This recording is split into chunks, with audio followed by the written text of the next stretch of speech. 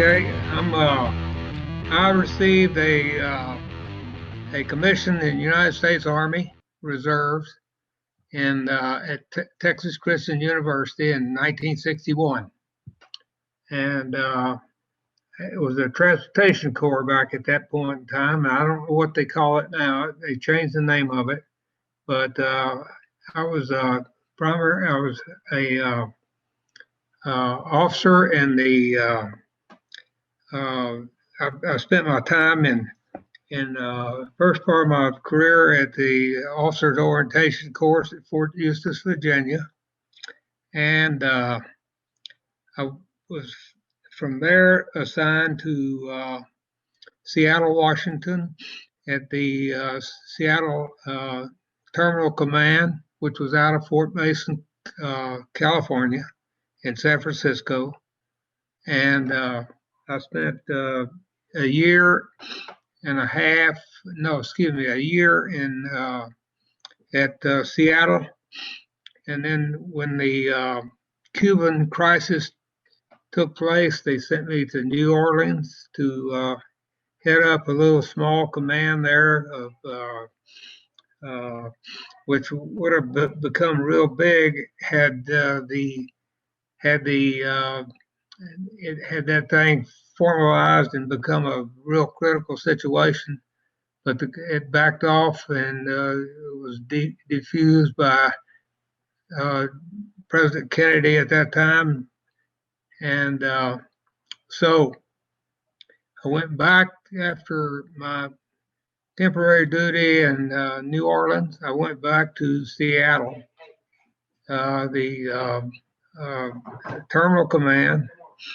And then after I received a promotion in, I guess it was July of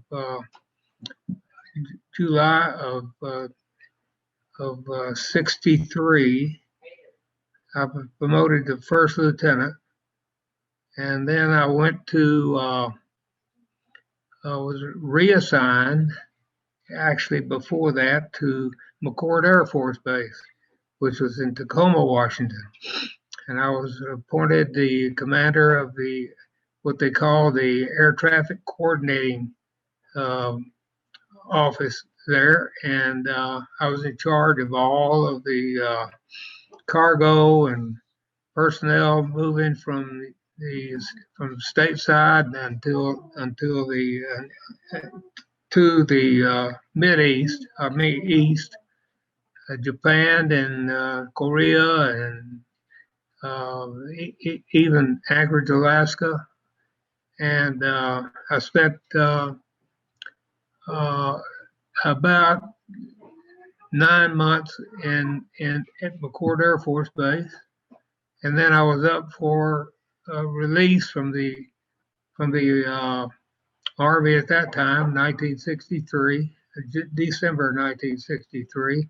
I came home and I was reassigned to the 8th Army Corps as a reserve officer, and I spent about 5 years in the Army Reserves, and that's about it. Like I say, as it my time there, I enjoyed every bit of it. I tried to stay in the Army after I was notified of my